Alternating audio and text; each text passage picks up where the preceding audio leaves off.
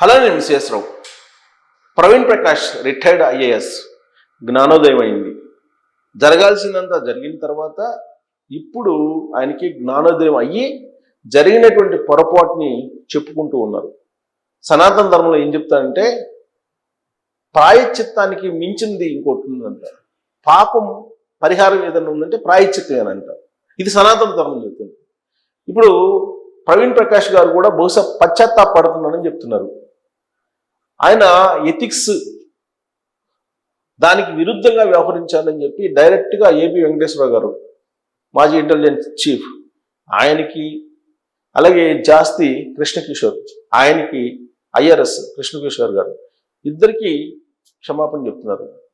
ఎందుకనంటే ప్రవీణ్ ప్రకాష్ గారు జిఏడిలో స్పెషల్ సెక్రటరీగా ఉన్నప్పుడు వీళ్ళిద్దరి మీద ఛార్జ్ తీసుకోమని చెప్పి రికమెండ్ చేశారట.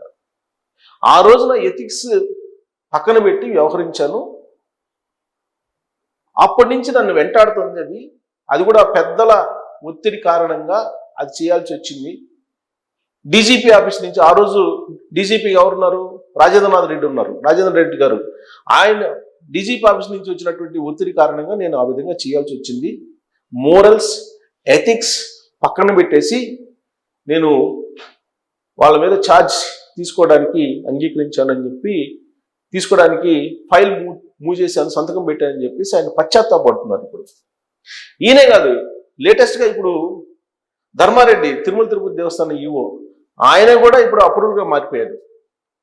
తిరుమల తిరుపతి దేవస్థానంలో కల్తీ నెయ్యి జరిగింది అని చెప్పి చెబుతూ కల్తీ జరుగుతుందని కూడా తెలుసు, కానీ ఆ రోజు వైవి సుబ్బారెడ్డి గారు చైర్మన్గా ఉన్నారు, ఆయన ఒత్తిడి మేరకు నేను ఆ ఫైల్ మీద సంతకం పెట్టాల్సి వచ్చిందని చెప్పి ఆయన చెప్తున్నాడు. తర్వాత లిక్కర్ స్కామ్లో ఆ రోజు ఎక్సైజ్ శాఖకు సంబంధించినటువంటి ఎండి వాసుదేవ్ రెడ్డి ఆయన అప్రూవ్గా మారారు. ఆయన అదే చెప్తున్నారు, పెద్దల ఒత్తిడి అని చెప్పి. సోషల్ మీడియాలో పోస్టులు పెట్టినటువంటి వాళ్ళు వర్రా రవీందర్ రెడ్డి పోలీసు విచారణలో పెద్దల ఒత్తిడి కారణంగా నేను పెట్టాను, వాళ్ళు ఇచ్చిన స్క్రిప్ట్ నేను చదివాను అంటున్నారు. ఇలా చెప్పుకుంటూ పోతే అనేక మంది, రవిచంద్ర రెడ్డి గారు వ్యక్తిగతంగా లోకేష్ గారిని, చంద్రబాబు గారిని ఆయన హననం చేశారు. ఇప్పుడు వైఎస్ఆర్ కాంగ్రెస్ పార్టీకి నమస్కారం పెట్టి ఆ రోజున వైఎస్ఆర్ కాంగ్రెస్ పార్టీ అధిష్టానం చెప్పినట్టు నేను వ్యక్తిత్వ హననం చేశాను, తప్పు అయిపోయిందని ప్రాయశ్చిత్తం పడుతూ ఆ పార్టీని వదిలేసి వైఎస్ఆర్ కాంగ్రెస్ పార్టీని బయటకు వచ్చేశారు.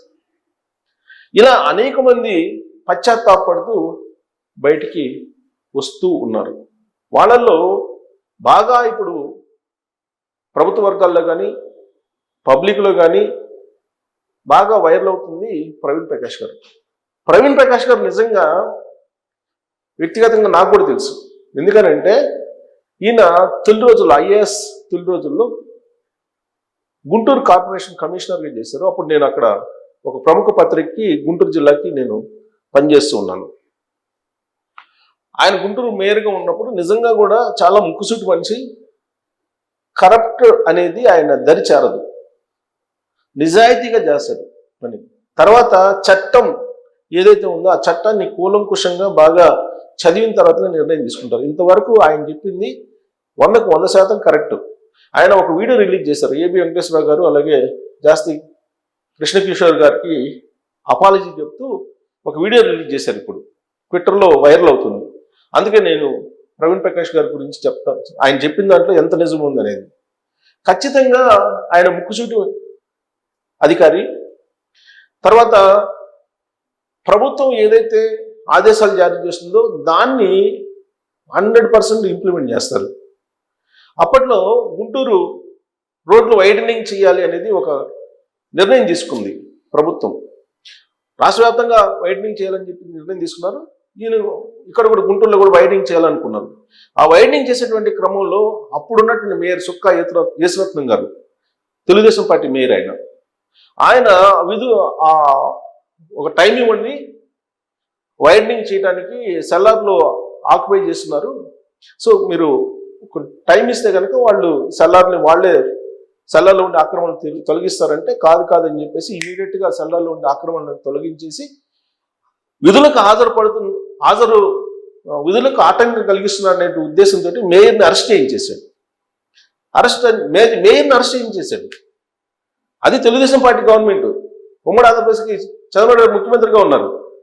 తెలుగుదేశం పార్టీ మేయరు, ఆయన్ని అరెస్ట్ చేయించేశారు. అంటే అప్పుడే వచ్చారు ఐఏఎస్ ఆయన. సో ఆయన అది అప్పట్లోనే అది పెద్ద సెన్సేషనల్ అయినటువంటి న్యూస్. అలాంటి ముక్కుసూటి మనిషి. తర్వాత చాలా సంఘటనలు ఉన్నాయి, అవన్నీ చెప్పుకుంటూ పోతే లెంత్ అవుతుంది వీడియో. ఆయన చెప్పిన దాంట్లో, ఆయన విడుదల చేసిన దాంట్లో ఖచ్చితంగా నిజాయితీపరుడు. ఇవాళ ఉన్నటువంటి కరప్షన్ చేసేటువంటి చాలా మంది అధికారులు ఉన్నారు, కానీ అవినీతి మచ్చ అనేది లేదు. కాకపోతే జగన్మోహన్ రెడ్డి గారి హయాంలో ఆయన మీద చాలా ఆరోపణలు వచ్చాయి, విమర్శలు వచ్చాయి.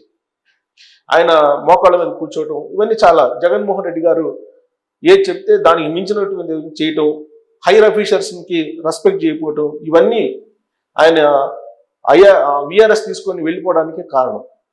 ప్రస్తుతం పశ్చాత్తాప దిశలో ఉన్నారు. అసలు ఆయన ప్రొఫైల్ చూద్దాం. 94 బ్యాచ్ ఐఏఎస్ ఆఫీసర్ అయినా, ఏపీ క్యాడర్.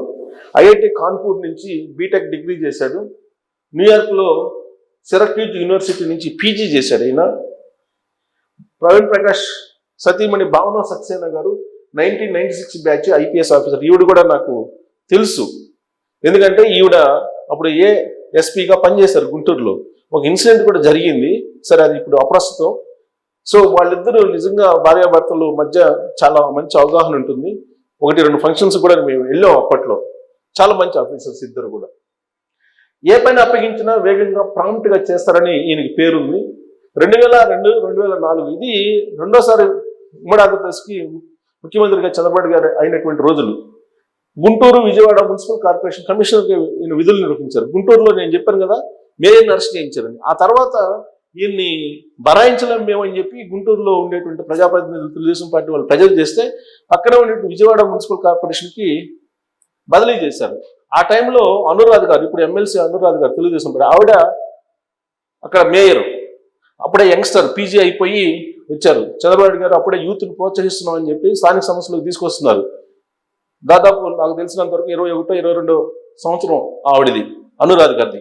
అప్పుడు మేయరు ఆవిడ స్పీడు, కమిషనర్గా ఈయన స్పీడు. సో విజయవాడలో వెళ్ళిన తర్వాత విజయవాడ కమిషనర్గా కూడా గుంటూరులో మాదిరిగా చేశారు. అక్కడ కూడా అనేక మంది అడ్డుపడ్డారు, ఇది ఆక్రమణ తొలగించడానికి కానీ వీటన్నిటి కూడా. కానీ అయినా కానీ ప్రభుత్వ ఆదేశాలు, చంద్రబాబు గారి ఆదేశాలు ఏవి ఉన్నాయో వాటిని ఇంప్లిమెంట్ చేసి మంచి ఆఫీసర్గానే పేరు తెచ్చుకున్నారు. విజయవాడలో రోడ్డు విస్తరణలో ప్రవీణ్ ప్రకాష్ చాలా కీలక పాత్ర పోషించారు. రోడ్డు విస్తరణతో అప్పట్లో టీడీపీ ప్రభుత్వం పైన వ్యతిరేకత వచ్చింది. అంటే కాకపోతే ప్రభుత్వం యొక్క ఆదేశం కాబట్టి ఆయన చేశాడు. 2016లో ఏపీ రెసిడెంట్ కమిషనర్గా పోస్టింగ్ ఇచ్చారు. 2016లో అప్పుడు మళ్ళా విడిపోయిన ఆంధ్రప్రదేశ్కి చంద్రబాబు గారు ముఖ్యమంత్రి అయినప్పుడు.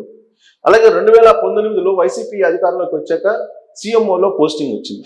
ఇదే ఆయన చేసినటువంటి పెద్ద పొరపాటు. 2019లో ఆయన సీఎం ఆఫీసులో పోస్టింగ్ తీసుకోవటమే ఆయన కెరీర్కి ఒక పెద్ద బ్లాక్ స్పాట్ మిగలడానికి కారణమైంది. ఫుల్ పవర్స్ ఇచ్చినట్టు అప్పుడు సీఎం జగన్మోహన్ రెడ్డి గారు అప్పట్లో ఫుల్ పవర్స్ ఇచ్చారు. ఎస్ బాస్ మెంటాలిటీ వల్లనే జగన్తో సాన్నిహిత్యం. సో జగన్తో సాన్నిహిత్యం ఏర్పడింది.